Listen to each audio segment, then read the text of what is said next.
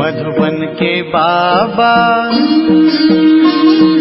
मधुबन के बाबा मुरली वाले, आपका क्या कहना, आपका क्या कहना। ओम शांति। आज 29 जून 2022 के साकार मधुर महावाक्य हैं। आज मीठे मीठे बाप दादा बोले, मीठे बच्चे, तुम्हें किसी से भी जास्ती डिबेट नहीं करनी है, सिर्फ बाप का परिचय सबको दो। बाबा ने कहा, मीठे बच्चे, तुम्हें किसी से भी जास्ती डिबेट नहीं करनी है, सिर्फ बाप का परिचय सबको दो। बाबा ने आज मुरली में प्रश्न पूछा है कि बेहद के बाप को मातेले बच्चे भी हैं और सौतेले बच्चे भी हैं। मातेले कौन? और उत्तर में बाबा ने कहा, जो बाप की श्रीमत पर चलते हैं, पवित्रता की पक्की राखी बांधी हुई है, निश्चय है कि हम बेहद का वर्षा लेकर ही रहेंगे। ऐसे निश्चय बुद्धि बच्चे मातेले बच्चे हैं। और जो मनमत पर चलते, कभी निश्चय कभी संशय, प्रतिज्ञा करके भी तोड़ देते हैं, वह है सौतेले। सपूत बच्चों का काम है बाप की हर बात मानना। बाप पहली मत देते हैं, मीठे बच्चे, अब प्रतिज्ञा की सच्ची राखी बांधो, विकारी वृत्ति को समाप्त करो। मुरली का गीत है, जाग सजनिया जाग। ओम शांति। बच्चों ने गीत का अर्थ तो समझ लिया। नई सृष्टि, नया युग और पुरानी सृष्टि, पुराना युग। पुरानी सृष्टि के बाद आती है नई सृष्टि। नई सृष्टि की रचना परमपिता परमात्मा ही करते हैं। फिर उसको ईश्वर कहो व प्रभु कहो, उनका नाम भी जरूर कहना पड़े। सिर्फ प्रभु कहने से योग किससे लगाएं, किसको याद करें? मनुष्य तो कहते उसको नाम रूप देश काल है नहीं। अरे उनका नाम शिव नाम तो भारत में बाला है। जिसकी शिवरात्रि मनाई जाती है उनको बाप कहा जाता है। जब बाप का परिचय हो तब बाप से बुद्धि योग लगे। किसी से जास्ती डिबेट करना भी फालतू है। पहले पहले बेहद के बाप का परिचय देना है। वह मनुष्य सृष्टि कैसे, कब और कौन सी रचते हैं। लौकिक बाप तो सतयुग से लेकर कलयुग के अंत तक मिलता ही रहता है, परंतु याद फिर भी पारलौकिक बाप को किया जाता है। वह है परम धाम में रहने वाला पिता। परम धाम कभी स्वर्ग को नहीं समझना। सतयुग तो यहाँ का धाम है। परम धाम है वह जहाँ परम पिता परमात्मा और आत्माएं निवास करती हैं। अब जबकि सभी आत्माओं का बाप स्वर्ग का रचयिता है, तो फिर बच्चों को स्वर्ग की रजाई क्यों नहीं है? हाँ, स्वर्ग की बादशाही कोई समय थी जरूर।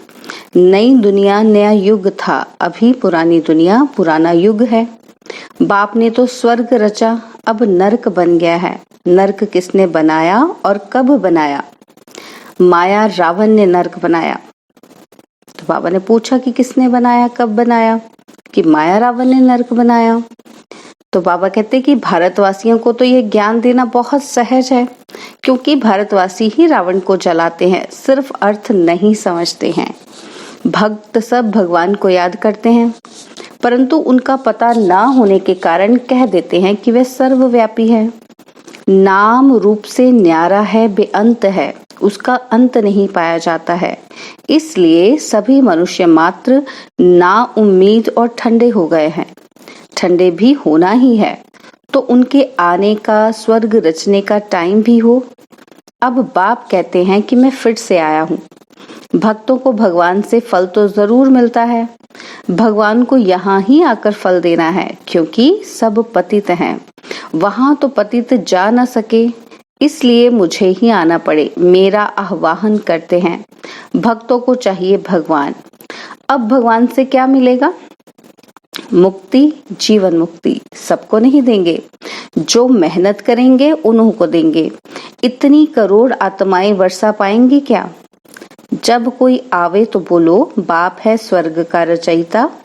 हम अनुभवी हैं, हम अभी भगवान को ढूंढ नहीं सकते। उनको तो अपने टाइम पर आना है। हमने भी पहले बहुत तलाश की, परंतु मिला नहीं। जप तप तीर्थ आदि किए, बहुत ढूंढा, परंतु मिला नहीं। उनको तो अपने समय पर परम धाम से आना है। आदि सनातन देवी देवताओं को 84 जन्म भी लेना पड़े। 5 वर्ण भी मशहूर हैं। अभी है शूद्र वर्ण, उसके बाद ब्राह्मण वर्ण। वर्णों पर भी अच्छी रीति समझाना है। विराट रूप में भी वर्ण होते हैं। ब्राह्मणों का भी वर्ण है, उनको पता नहीं है। तो पहले परिचय देना है कि बाप है स्वर्ग का रचयिता और हम हैं ब्रह्मा कुमार कुमारियां। बाप आकर ब्राह्मण रचे तब तो हम देवता बने। प्रजापिता ब्रह्मा नाम है, तो ब्रह्मा मुख द्वारा ब्राह्मण रचते हैं। ब्रह्मा का बाप है शिव बाबा। गोया यह ईश्वर का कुल है। जैसे कृपलानी कुल वासवानी कुल होता है, वैसे इस समय तुम्हारा है ईश्वरीय कुल। तुम हो उनकी औलाद जो सच्चे ब्राह्मण हैं, जिन्होंने पवित्रता की प्रतिज्ञा की है। भल बच्चे तो सभी हैं, परंतु उनमें भी कोई मातेले हैं, कोई सौतेले हैं। मातेले जो हैं उनको तो पवित्रता की राखी बांधी हुई है। राखी बंधन का भी त्योहार है ना। सब इस संगम युग की बातें हैं। दशहरा भी संगम युग का है। विनाश के बाद फट से दिवाली आती है, सबकी ज्योत जग जाती है। कलयुग में सबकी ज्योत बुझी हुई है। अब बाप को खिवैया बागवान भी कहते हैं। ब्रह्मा विष्णु शंकर को खिवैया व बागवान नहीं कहेंगे। बाप आकर अपने बगीचे में अपने बच्चों को देखते हैं। उनमें कोई गुलाब है, कोई चंपा, कोई लिली फ्लावर, हर एक में ज्ञान की खुशबू है। अब तुम कांटे से फूल बन रहे हो। यह है कांटों का जंगल। कितना झगड़ा मारा मारी आदि है, क्योंकि सब नास्तिक है, निधन के हैं, धनी है नहीं जो उनको मत दे और धनी का बनावे। धनी को कोई जानते नहीं, तो धनी को जरूर आना पड़े ना। तो बाप आकर धन का बनाते हैं। मनुष्य चाहते भी हैं कि एक धर्म एक राज्य हो, पवित्रता भी हो। सतयुग में एक धर्म था ना, अब तो दुखधाम है। अब तुम ब्राह्मण वर्ण में ट्रांसफर हुए हो, फिर देवता वर्ण में जाएंगे, फिर इस पतित सृष्टि पर आएंगे नहीं। भारत है सबसे ऊंच खंड। अगर गीता को खंडन नहीं करते तो यह भारत कौन कहलावे। शिव के मंदिर में जाते हैं ना, वह है बेहद के बाप का मंदिर, क्योंकि बाप ही सदगति दाता है। निधन को आकर धन का बनाते हैं। यह बातें बाप के सिवाय और कोई समझा न सके, और वह सब हैं भक्ति सिखलाने वाले। वहां तो ज्ञान की बात है ही नहीं। ज्ञान सागर सदगति दाता एक ही है। मनुष्य कब सदगति के लिए गुरु बन न सके।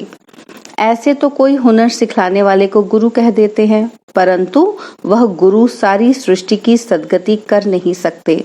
भल कहते हैं कि हमको साधु आदि से शांति मिलती है, परंतु अल्पकाल के लिए। फिर सन्यासी कहते हैं कि स्वर्ग का सुख तो कागविष्टा के समान है। फिर सन्यासियों द्वारा जो शांति मिली वह भी कागविष्टा के समान ही होगी। मुक्ति तो देते नहीं है, है ना। मुक्ति जीवन मुक्ति दाता तो एक बाप ही है। श्री कृष्ण से सभी का बहुत प्यार है, परंतु उसको पूरा जानते नहीं है। अब बाप समझाते हैं कि सतयुग में कृष्णपुरी थी, अब तो कंसपुरी हो गई है। अब बाप आकर फिर कृष्णपुरी बनाते हैं। फिर आधा कल्प के बाद रावण राज्य नरक बन जाता है। आधा कल्प है सुख, आधा कल्प है दुख। सुख का समय जास्ती है, परंतु सुख दुख का खेल तो चलता रहता है। इसको सृष्टि चक्र कहा जाता है, वह हार जीत का खेल कहा जाता है। सन्यासी समझते हैं कि हम मोक्ष को पा लेंगे, परंतु मोक्ष को कोई पा नहीं सकते। इस राज को कोई जानता नहीं है। मुक्ति और जीवन मुक्ति बाप के सिवाय कोई दे न सके। तुम अपनी राजधानी स्थापन कर रहे हो ना, यहाँ तो देखो दुख ही दुख है। अब हम बाप की मदद से स्वर्ग बना रहे हैं, फिर हम ही मालिक बन राज्य करेंगे और बाकी सबको मुक्ति धाम में भेज देंगे। वह फिर अपने समय पर आएंगे। जब वह भी उतरेंगे तो पहले सुख में आएंगे, फिर दुख में। भक्ति मार्ग में जप तप माला आदि फेरते हैं ना। कहते भी हैं कि एक को याद करना चाहिए। इसमें देह अभिमान को छोड़ना पड़े, परंतु कोई छोड़ता नहीं है। बाप कहते हैं कि हम सभी को वापस जाना है। बाप बच्चों से ही बात करते हैं। बच्चों में भी कोई सौतेले हैं, कोई मातेले हैं। सौतेले वह हैं जो पवित्रता की राखी नहीं बांधते हैं। मातेलों को तो निश्चय है कि हम तो वर्षा लेकर ही छोड़ेंगे। बाकी कोई कोई तो फेल होते हैं। कच्चे पक्के नंबरवार तो होते हैं। पक्के जो होंगे वह स्त्री बच्चों आदि सबको लेकर आएंगे। आप समान बनाएंगे। हंस बगुले तो इकट्ठे रह न सके। बड़ी जिम्मेवारी है बाप के ऊपर। सबको पवित्र बनाना यह बाप का काम है। इसलिए बाप कहते हैं दोनों पहिए एक साथ चलो। स्त्री और पति साथ साथ चलते तो गाड़ी ठीक चलती है। चलो हम दोनों पवित्रता का हथियाला बांधते हैं। अब हम पवित्र बन बाप से वर्षा जरूर लेंगे। ब्रह्मा के बच्चे बने तो भाई बहन हो गए। फिर क्रिमिनल असॉल्ट हो ना सके, विकार में तो जा ना सके। यह ईश्वरीय लॉ कहता है। अभी बाप कहते हैं कि विष पीने पिलाने की वृत्ति तोड़ देनी है। हम एक दो को ज्ञान अमृत पिलाएंगे।